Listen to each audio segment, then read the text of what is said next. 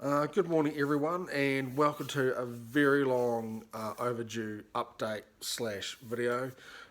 So what I thought I'll do today is I'll do a very quick behind the scenes, just to say thanks for sticking by me and sort of give you an idea about how I do my colour. I've got my coffee, got my computer all warmed up, and I will show you how I do it. Okay, so what we have here, we've got a finished page. So that's how the end product is going to look, basically. I've still got to put in some speech bubbles and some text here and there, but that is pretty much how it looks. Over the side here, you see I have a bunch of different layers set up. So if I turn all them off, I don't even use that one anyway, but turn all of that off, that is basically the pencil page. That's how it's going to look. Also gives me an idea where speech bubbles are going to go as well. So that's realistically is how it all is. What I tend to do here is I actually name my frames, name my layers, different things. I've got my frames layer here. So I turn that on, I have my frames. I've got my inks layer, so I turn that on and I have my inks. Tech, I don't even use. Smoky, I'll put that on in a minute. But here I'll turn red on.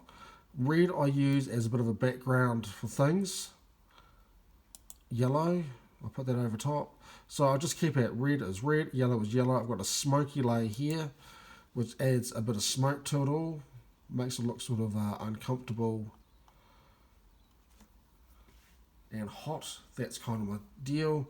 And then I have a filter that I put over top, just to make it look a bit gritty and a bit, just not very pleasant is sort of what I'm going for. So what I do is I basically lay out the whole scene. So this is a 3-page scene. So what I've done is I've chosen my colours here in this page, and I've done my necessary adjustments. Then I go to the next page.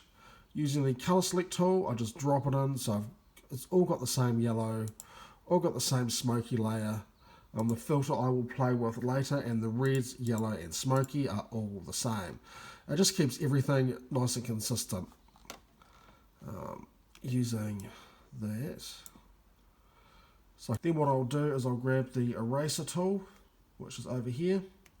I have made settings up the top here that fit me. I've changed the opacity and also the flow. I can change the size as I see fit. And then what I can do is I can just rub out the areas that I want.